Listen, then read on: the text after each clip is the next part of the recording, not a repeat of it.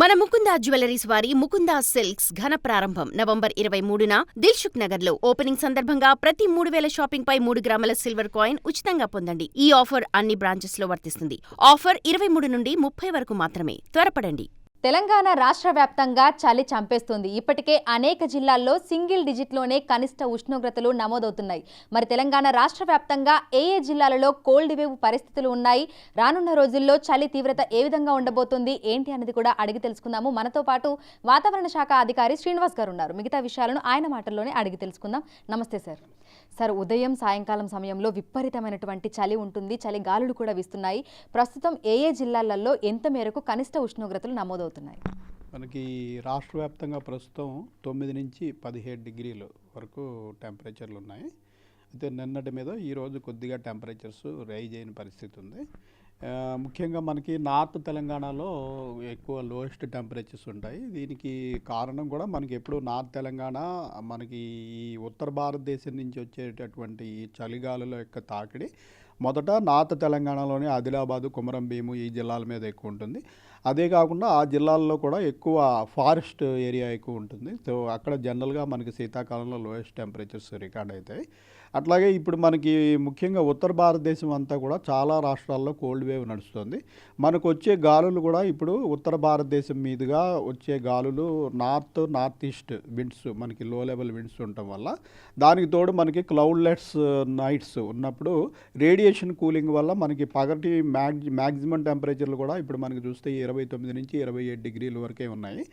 ఈ పగలో వచ్చిన తక్కువ ఉష్ణోగ్రత కూడా రాత్రులప్పుడు మేఘాలు లేని కారణం చేత రేడియేషన్ కూలింగ్ అని ఈ ఎర్త్ పగలు గ్రహించిన వేడిమిని కూడా మళ్ళీ స్కైలోకి రీరేడియేట్ చేసేస్తుంది. దానికి తోడు ఉత్తర భారతదేశం నుంచి చలిగాలులు వస్తున్నాయి.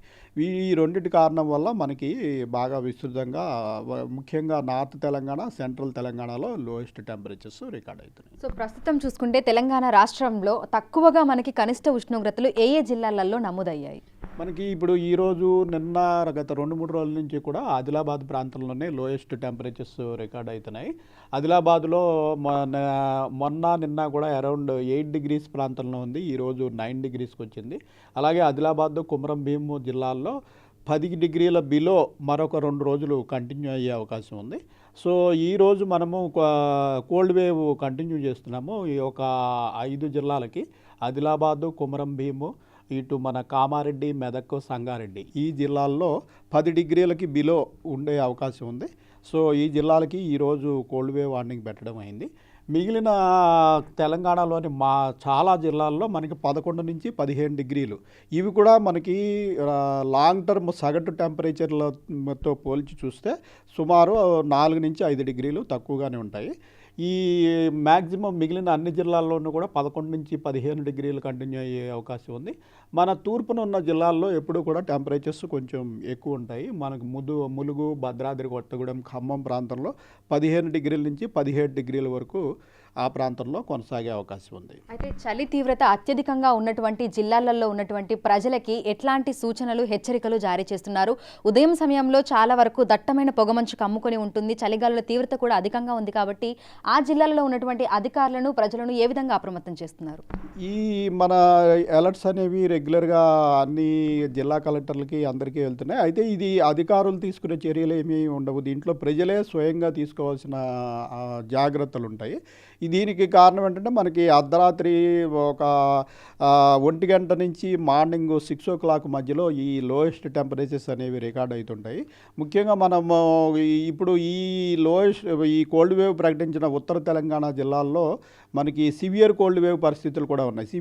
మనకి కోల్డ్ వేవ్ అంటే అసలు ఐఎండీ డెఫినేషన్ ప్రకారం ఒక ప్రాంతంలో టెంపరేచరు, ఈ మినిమం టెంపరేచర్ అనేది 10 డిగ్రీల కంటే దిగువగా ఉండి లాంగ్ టర్మ్ సగటు టెంపరేచర్ అంటే మనకి 30-40 ఏళ్ళ యావరేజ్ టెంపరేచర్ ఆ పర్టికులర్ డేది ఉంటుంది.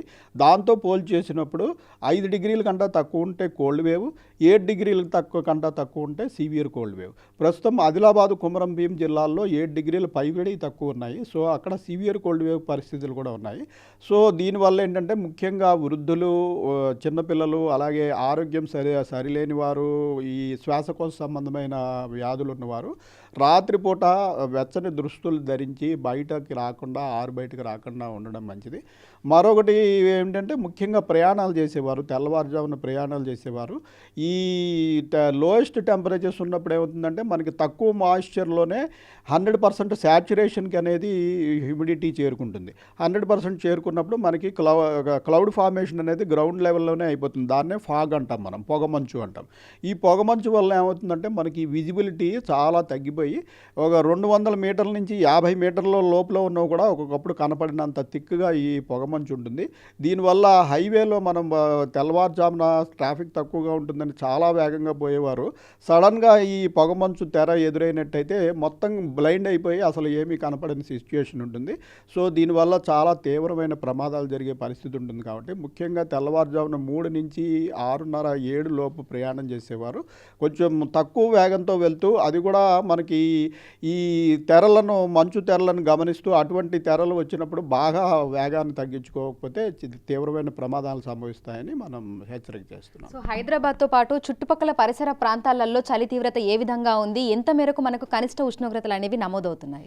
మనకి హైదరాబాద్లో గత 2-3 రోజుల మధ్య నుంచి కూడా 13 నుంచి 14 డిగ్రీల మధ్యలో మనకి టెంపరేచర్లు రికార్డ్ అవుతున్నాయి.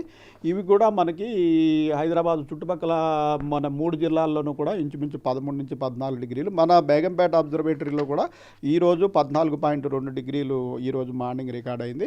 అయితే సిటీలోని సెంటర్లో ఉన్న ఈ ప్రాంతం గట్ట మనకి శివారు ప్రాంతాల్లో మరొక 2 డిగ్రీలు కూడా తక్కువ ఉండే అవకాశం ఉంది. తక్కువగానే నమోదవుతున్నాయి కూడా.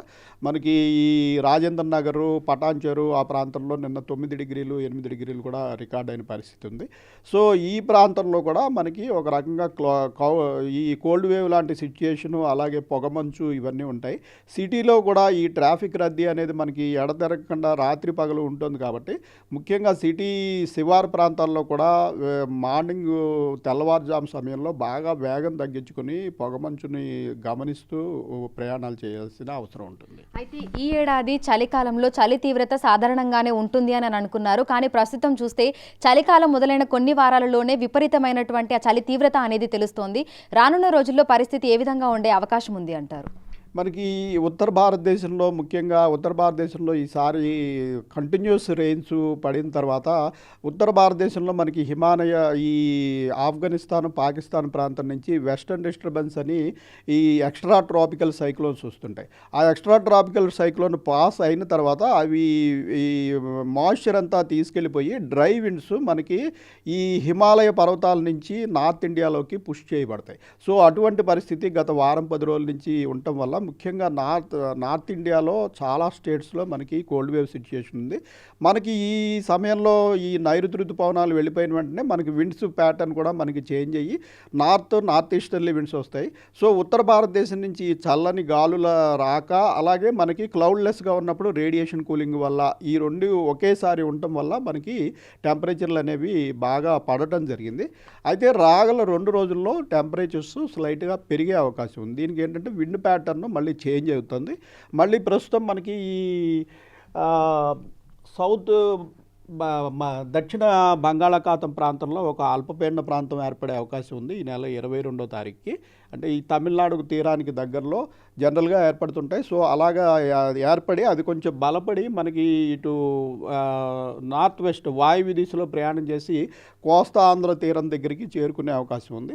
దీనివల్ల ఏమవుతుందంటే మనకి ప్రస్తుతం వస్తున్న ఉత్తర గాలులు మనకి తూర్పు గాలులు లేదా ఆగ్నేయ గాలుల కింద మారే అవకాశం ఉంది.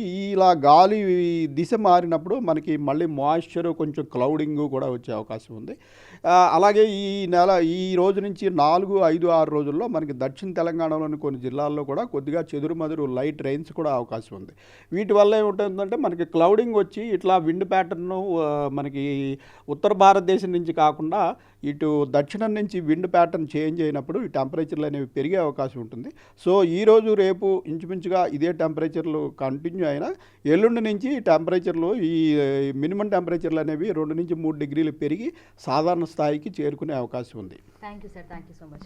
సో ప్రస్తుతం చూస్తే ఇటు హైదరాబాద్తో పాటు తెలంగాణ రాష్ట్ర వ్యాప్తంగా కూడా చలి వణికిస్తోంది. ఇక ఈ రోజు ఆదిలాబాద్, కొమరంభీం, ఆసిఫాబాద్, అదేవిధంగా కామారెడ్డి, మెదక్, సంగారెడ్డి ఈ జిల్లాలకి అత్యధిక చలి తీవ్రత ఉన్నటువంటి ఉన్నటువంటి నేపథ్యంలో ఆరెంజ్ అలర్ట్స్ని కూడా వాతావరణ శాఖ అధికారులు అయితే జారీ చేయడం జరిగింది. ఇక చాలా వరకు మిగతా అన్ని జిల్లాలలో కూడా మనకి ఎల్లో అలర్ట్స్ని జారీ చేశారు. ఆ జిల్లాలలో ఉన్నటువంటి ప్రజలు కూడా అప్రమత్తంగా ఉండాలని, ముఖ్యంగా ఉదయం సమయంలో బయటకు వచ్చేటప్పుడు తగు జాగ్రత్తలు తీసుకోవాలని. దట్టమైన పొగమంచు కమ్ముకొని ఉంటుంది కాబట్టి రాకపోకలు సాగించే వాళ్ళు, వాహనాల మీద ప్రయాణించే వాళ్ళు కూడా తగు జాగ్రత్తలు తీసుకుని బయటకు రావాలని కూడా వాతావరణ శాఖ అధికారులు అయితే హెచ్చరికలు జారీ చేస్తున్నారు. ఇక చిన్నపిల్లలు, వృద్ధులు, అదేవిధంగా ఇతరాత్ర ఆరోగ్య సమస్యలు ఉన్న వాళ్ళు ఉదయం సాయంకాలం సమయంలో బయటకు వచ్చేటప్పుడు వాళ్ళు వెచ్చగా ఉండేటువంటి దుస్తులు ధరించాలని, అత్యవసరమైతే తప్ప బయటకు రాకూడదు అని కూడా సూచనలు జారీ చేస్తున్నారు. వీడియో జర్నలిస్ట్ రాజుతో అంజుమ, బిగ్ టీవీ, హైదరాబాద్.